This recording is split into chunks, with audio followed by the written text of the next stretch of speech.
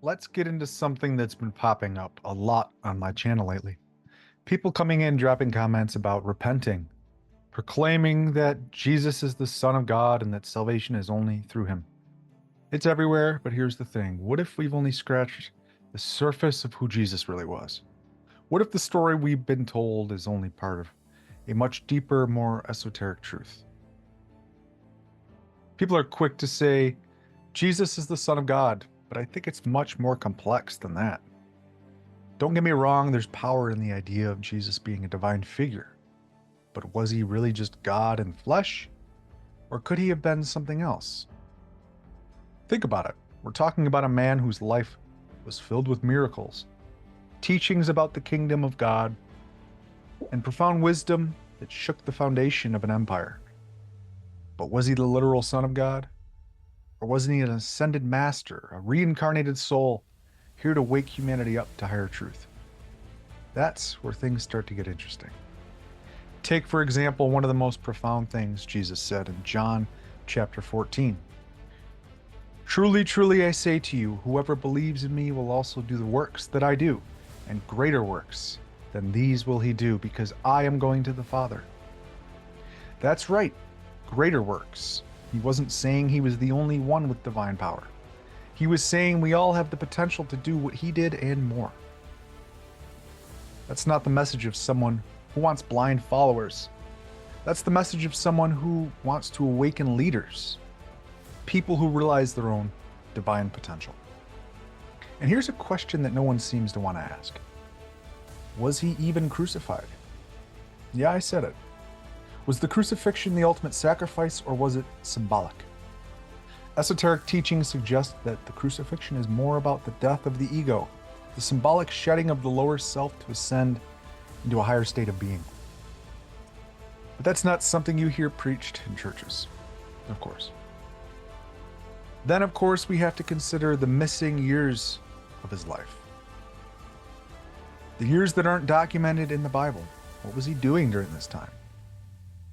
There's compelling evidence to suggest that Jesus traveled to the East, specifically to India and Tibet, where he studied with yogis and mystics. In fact, some traditions even refer to him as Esau, the Enlightened One. This idea flips the script on the standard narrative. Jesus wasn't just sitting in Nazareth, waiting for divine revelation. He was actively seeking spiritual knowledge, immersing himself in the teachings of the ancient mystery schools. Jesus was likely learning from these ancient traditions, studying yoga, meditation, and mysticism, which helped him to attain a higher level of consciousness. He wasn't just born enlightened, he was a seeker, a student of the spiritual laws of the universe. He tapped into the same universal truths that have been taught by ascended masters throughout history. The wisdom he brought back wasn't something new. It was ancient, passed down through the mystery schools of Egypt, India, and Tibet. Consider what these teachings could have involved. The cultivation of kundalini energy, the knowledge of the sacred secretion, and the understanding of how the divine energy rises through the 33 vertebrae of the spine to activate higher consciousness. These practices are found in many spiritual traditions, and it's not a stretch to think that Jesus, during those missing years, was mastering these teachings, enabling him to perform the miracles we've all heard about. There's even more symbolism when you consider the 33 vertebrae in the human spine. Esoteric teachings propose that the story of Jesus' crucifixion is an allegory for the journey of divine energy, or the sacred secretion rising through the spine, through the 33 vertebrae, until it reaches the pineal gland, the seat of higher consciousness. Could the story of Jesus' death and resurrection actually be a metaphor for the process of spiritual ascension, the awakening of inner divine light? This idea of Jesus as a godlike figure who died to save humanity is a powerful narrative. But what if Jesus didn't come here to create followers? What if that wasn't the point at all? What if Jesus came here to create leaders? It seems to me that he was trying to show us the way, not to be worshipped or followed blindly, but to ignite something within each of us, to wake us up to our own divinity, our own connection to the source. Look at where we are now, 2,000 years later. His teachings were meant to be revolutionary, to turn the world upside down. But what's happened? We're still here, still struggling, still divided.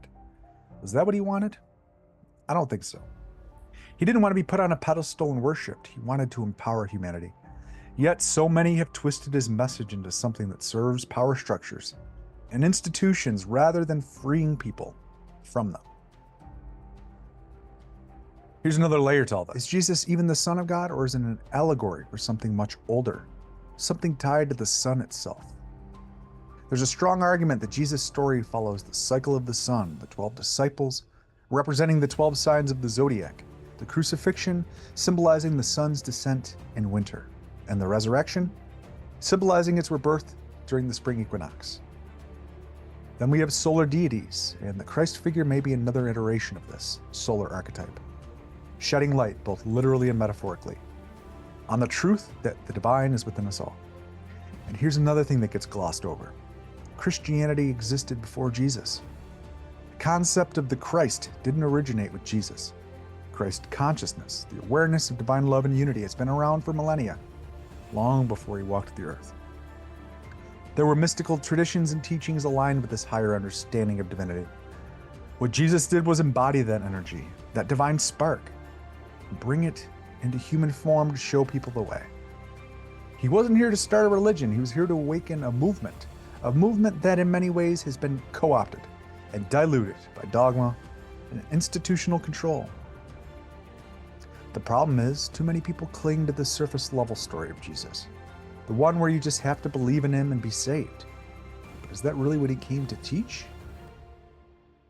What if Jesus was here to show us that we don't need to look outside of ourselves for salvation? That salvation is something we achieve through our own growth, our own awakening.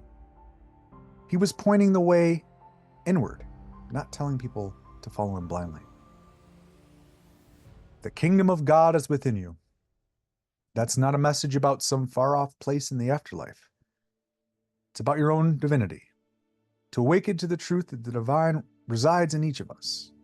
He was teaching that we all have power to access that higher state of consciousness. But so many people missed the point. They were looking for someone to follow, when the whole time, Jesus was telling them to look within. And yet here we are 2,000 years later, still waiting for someone else to come and save us. Again, he didn't want followers, he wanted leaders. He wanted people to step into their own power, to awaken to the Christ consciousness within them. But what have we done? We've turned his life into a story about obedience and submission, when the real message was about liberation and transformation.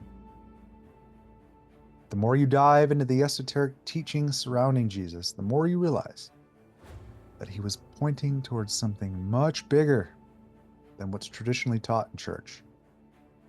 Again, he wasn't creating a religion. It was about a revolution of consciousness, showing us that we're all connected to each other in the divine, that we can all awaken, transcend the material world, and step into a higher reality. So when I get those comments about repenting and Jesus being the Son of God, I can't help but wonder, are we still stuck in that same old story? Because where I'm standing, it's time to go deeper. It's time to look beyond the surface and ask the bigger questions. Who was Jesus really? Was he divine in flesh? Or was he a teacher here to wake us up to our own divine potential? Did he die to save us, or did he live to show us how to save ourselves? Head over to Amazon and grab my new book, Solutions. I dive deep into Jesus in the book, as well as many, many other topics. I'll put a link in the comments and in the description. Until then, remember, the divine isn't something out there, it's something in here. And the sooner you realize that, the sooner we can step into the truth of who we are. And that's what he came to teach. Humanfluence, out.